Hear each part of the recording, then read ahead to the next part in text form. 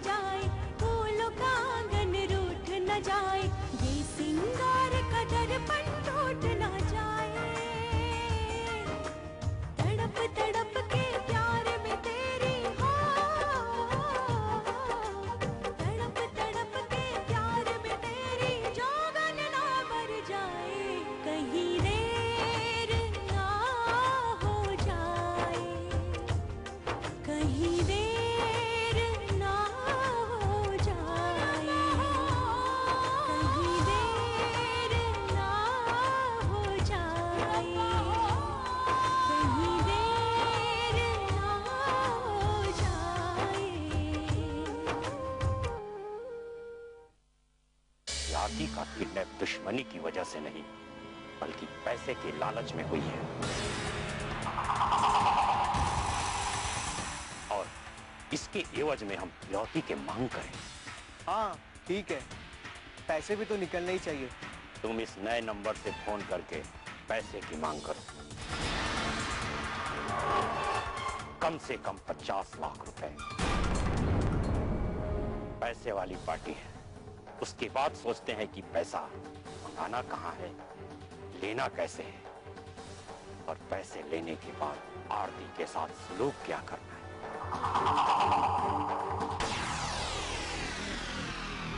ठीक है।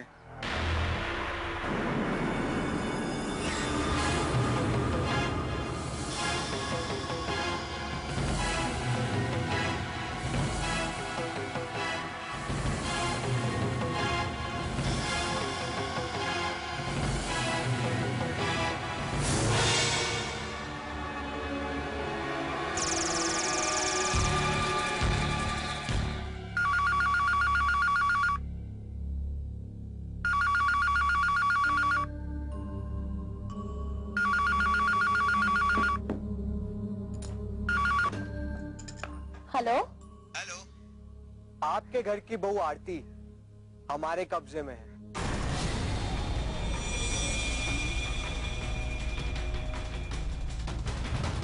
क्या?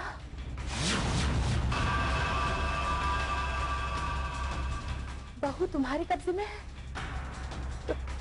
कौन हो तुम? बेवकूफाना जैसा सवाल मत करो, मैं जो कह रहा हूँ वो सुनो। अगर तुम आरती को जिंदा पाना चाहती हो तो 50 लाख रुपए तैयार रखना। 50 लाख? हाँ।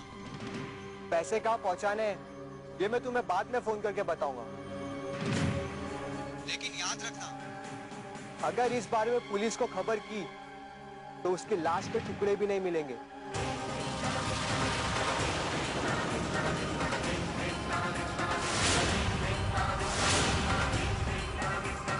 पैसे तैयार रखना।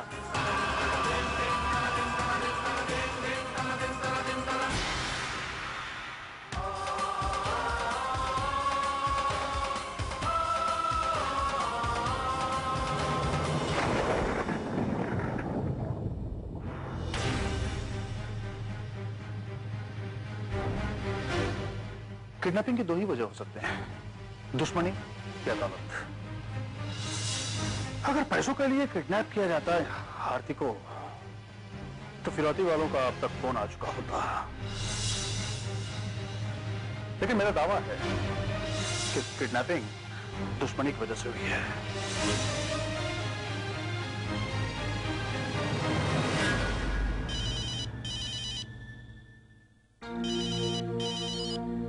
हेलो, नमस्ते चाची। क्या हुआ पवन? क्या पुलिस आरती के बारे में कुछ पता लगा पाई? पुलिस भी इसी उलझन में कि आखिर आरती के किडनैप की वजह क्या है। पुलिस अपनी तरफ से पूरी कोशिशें कर रही है, लेकिन अब तक नाकाम रही है।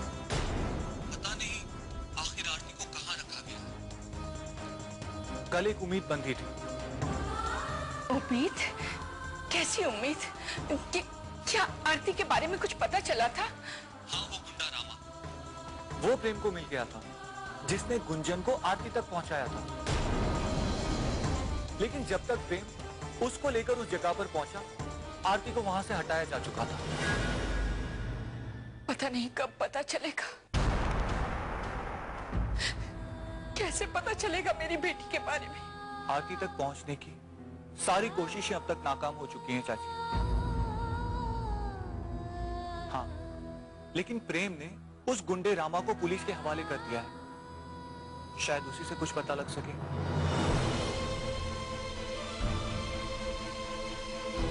चाची, घर के सारे लोग यही सोचकर उलझन में हैं कि आखिर आरती को किडनैप करने के पीछे वजह क्या है, मकसद क्या है।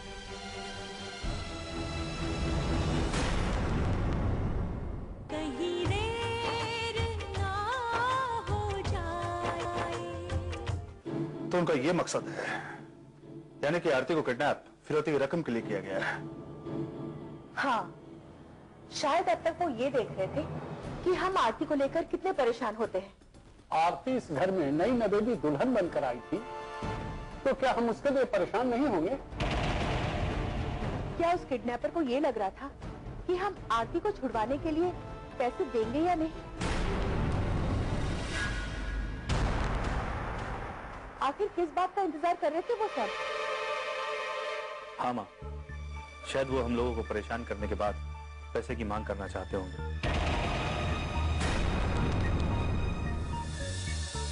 ताकि हम लोग उन्हें आसानी से पैसा दे सकें। मुझे ऐसा कुछ नहीं लगता प्रेम। एक्चुअली किडनैपिंग केस में आज तक कुछ ऐसा नहीं हुआ है। इनफैक्ट कभी नहीं ऐसा हुआ।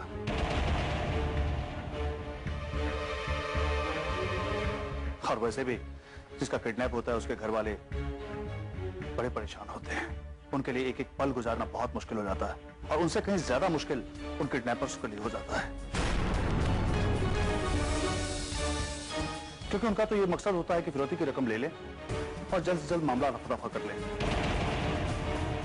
आपकी बात बिल्कुल ठीक है चाचा जी। मैं भी कुछ ऐसा ही सोच रहा हूं। तो फिर वो लोग अब तक चुपचाप क्यों बैठे रहे? पैसे की मांग क्यों नहीं की अब तक? मुझे लगता है कि कुछ और वजह है, कुछ और बात है। इस मामले को नए रंग देने के लिए नई तरीके से खेल खेल रहे हैं ये। लेकिन जो भी हो बेटा, हमें ये सोचना होगा कि अब करना क्या है, आगे क्या होगा। हाँ प्रेम बेटा, किसी न किसी नतीजे पर हमें तुरंत पहुंचना होगा।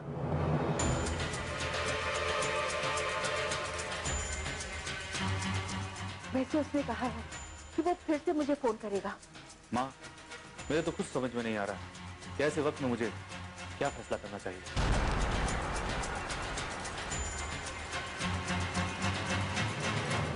अच्छा पवन, तुम क्या कहते हो, क्या करना चाहिए? हाँ पवन, किसी न किसी नतीजे पर तो पहुंचना ही होगा। मैं तो बस ये कहूंगा आंटी, जैसे भी हो बस आरती को बचाना चाहिए। पैसे लेने के बाद आरती बच जाए, इस बात की क्या गारंटी है?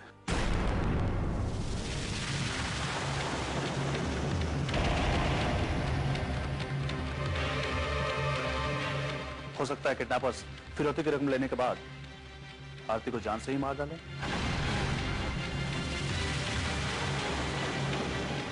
तुम ये क्या कह रहे हो बेटा? हाँ बाबूजी, हर बार ऐसा होता है कि किडनैपर्स जिसको किडनैप करते हैं वो अपने जुर्म, अपनी पहचान छुपाने के लिए पैसे लेने के बाद जिसका किडनैप किया हो उसे मार डालते हैं।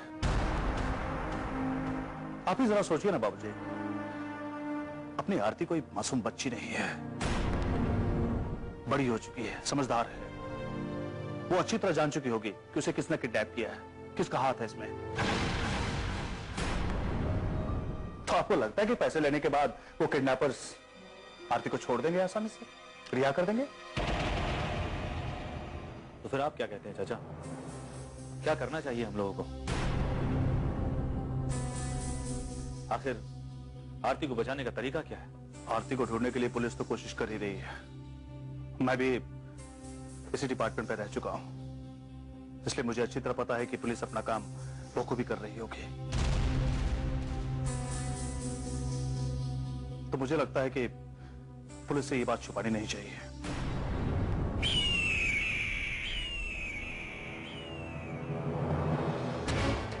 ये क्या कह रहे हैं देवर जी? इसके अलावा कोई रास्ता भी नहीं है भाभी। हम पुलिस के जरिए ही आरती को बचा सकते हैं।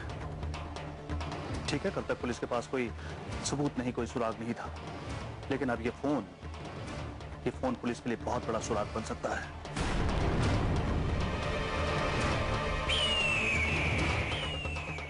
लेकिन बेटा, क्या ये बात उनसे छुपी रहेगी कि हमने पुलिस की मदद ली है?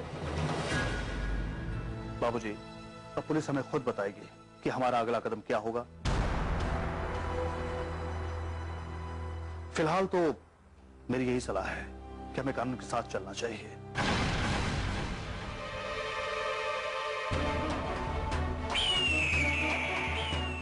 उसे सब कुछ बता देना चाहिए। हाँ चाचा, हम ऐसा करेंगे कि पुलिस स्टेशन जाके इंस्पेक्टर को इस फिरौती के बारे में खुद बता देंगे।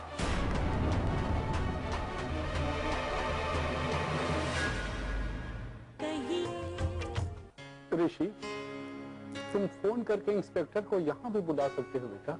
हाँ बाबूजी, मैं फोन पे बात कर लूंगा। प्रेम, ऐसा करो कि तुम पुलिस स्टेशन चले जाओ, इंस्पेक्टर से मिल लो। ठीक है चाचा जी।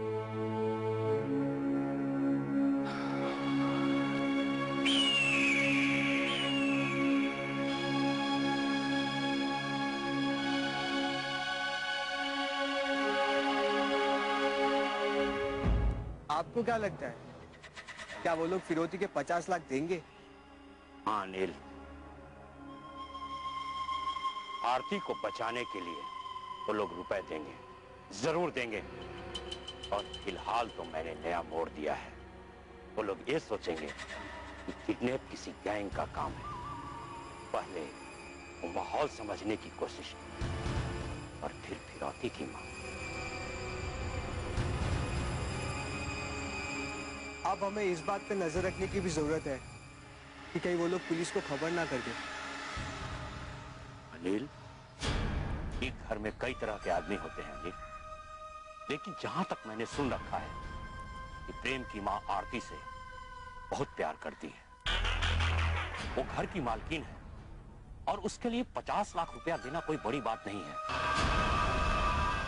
लेकिन तुम्हारा कहना भी ठीक है कि अगर पुलिस तक ये बात पहुंच गई, हमारे लिए समस्या खड़ी हो सकती। तो फिर इसके लिए अब हमें क्या करना है? नजर तो रखनी ही पड़ेगी, वरना मामला उल्टा भी पड़ सकता है।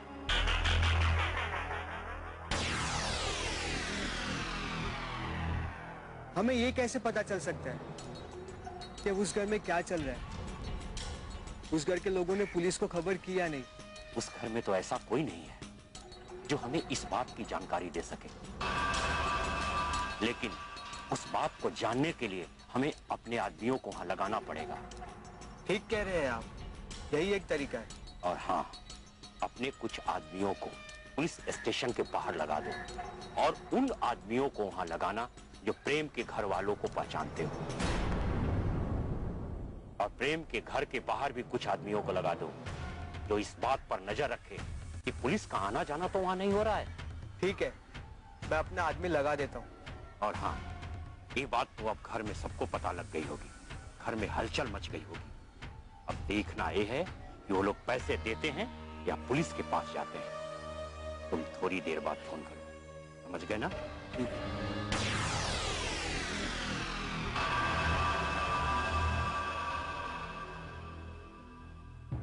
मेरा दिल नहीं मानता बाबूजी। जब से मैंने किडनैपर से बात की है, मेरा दिल बहुत घबरा रहा है। ऋषि और प्रेम सब संभाल लेंगे बहू, भगवान पर भरोसा रखो। लेकिन बाबूजी, मैं... नमस्ते दादाजी। नमस्ते आंटी। नमस्ते बेटा। कहाँ से आ रही हो तुम लोग? हॉस्पिटल गए थे गुंजन को देखने। अब कैसी तबीयत है उसकी? अभी वो खतरे से बाहर है आंटी। भगवान का लाख लाख शुक्र है। लेकिन अभी भी वो बेहोशी की हालत में ही है। उसकी जान तो बच गई है। ऊपर वाले को लाख लाख धन्यवाद। दादाजी, हम तो सोच रहे थे कि गुंजन को होश आ जाता तो आरती के बारे में कुछ और पता चल जाता। आरती का पता लग जाएगा। वो जल्द ही घर वापस आ जाएगी। अरे तुम दोनों कब आई? बस अभी अभी आ ही रहे हैं। निशा, तुम इन दोनों को अंदर ले जाओ। जी दीदी, चलो आओ अंदर चलते। प्रेम कहाँ है? वो कहीं जाने के लिए तैयार हो रहा है, आओ।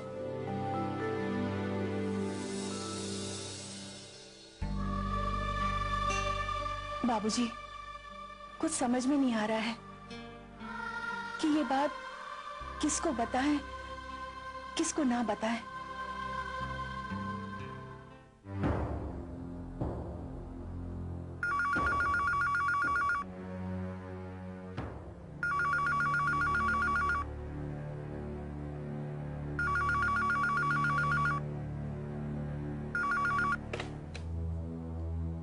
हेलो, मैं ऋषि बोल रहा हूँ इंस्पेक्टर साहब। ओ हाँ, कहिए, कैसे फोन किया आपने? एक्चुअली आर्थिक किडनैपिंग के सिलसिले में मुझे आपसे कुछ बात करनी थी। जी, हम पता करने की पूरी कोशिश कर रहे हैं। प्रेम और आरती से जुड़े सारे लोगों से तहकीकात चालू है, लेकिन हमारी ये समझ में नहीं आ रहा कि आरती के किडनैपिंग की वजह क्या है, किस लिए उसे किडनैप किया गया है।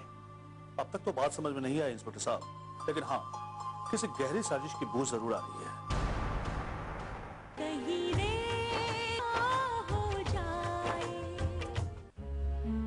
मुझे लगता है कि इस मामले को और उलझाने के लिए एक नई बात सामने आई है। कैसी नई बात? इतने दिनों बाद किडनैपर्स का फोन आया है। क्या? हाँ इंस्पेक्टर साहब, उन लोगों ने फिरौती की रकम में 50 लाख रुपए की मांग की है। साथ में यह भी धमकी दिया है उन लोगों ने कि अगर ये खबर पुलिस वालों तक पहुंची तो वो आरती को जिंदा नहीं छोड़ेंगे। देखिए, हर किडनैपर की धमकी यही होती है, लेकिन आपने एक बात अच्छी की कि मुझे इस बात की खबर कर दी। इंस्पेक्टर साहब, आप तो अच्छी तरह जानते हैं कि मैं क्राइम ब्रांच में रह चुका हूं। किसी को हो या ना हो, लेकिन मुझे इस महकमे पर पूरा यकीन है, पूरा भरोसा है। वैसे मुझे लगता है इंस्पेक्टर साहब कि किडनैपर्स हम लोगों पर यह जाहिर करना चाहते हैं कि यह किडनैपिंग फिरौती की रकम के लिए की गई है। हो सकता है पुलिस की छानबीन देखकर वो लोग डर गए हों कि पुलिस कभी भी उन तक पहुंच सकती है, इसलिए पुलिस की तहकीकात को वो लोग नया मोड़ देने के लिए या गलत रास्ते पे मोड़ने के लिए शायद फिरौती का नया नाटक कर रहे हो। अब इंस्पेक्टर साहब, सच्चाई क्या है, नाटक क्या है, इन बातों तक तो आपको ही पहुंचना होगा। लेकिन हाँ, इतना जरूर कहूंगा कि फोन आने के बाद पुलिस डिपार्टमेंट को छानबीन के लिए एक नए क्लू जरूर मिल जाएंगे। ठीक है, मैं आता हूं। ठीक है, आप आ जाइए, मैं इंतजार कर रहा हूं। Okay, bye.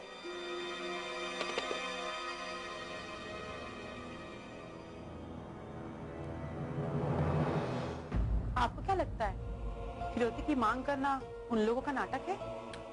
मतलब मुझे लगता तो ऐसा ही है, इसलिए मैंने सबको समझाने की कोशिश की है कि भाई ये इन बातों को पुलिस से हमें नहीं छुपाना चाहिए कि इन लोगों ने फिरौती की मांग की है। आपने इंस्पेक्टर को घर पे बुलाया और प्रेम बाबू पुलिस स्टेशन जा रहे हैं। क्या?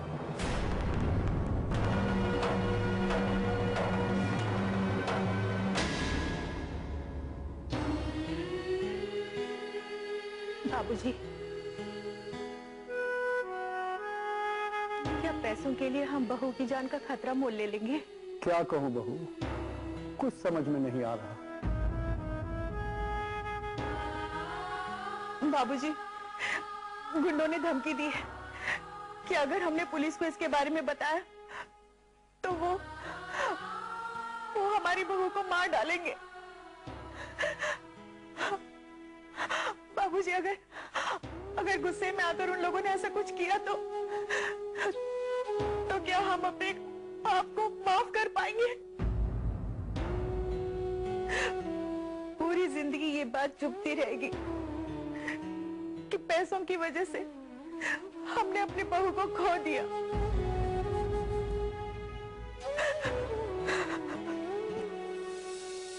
तुम्हारी बात ठीक है बहू, लेकिन ऋषि जो कह रहा था उसकी बात को भी तो काटी नहीं जा सकती।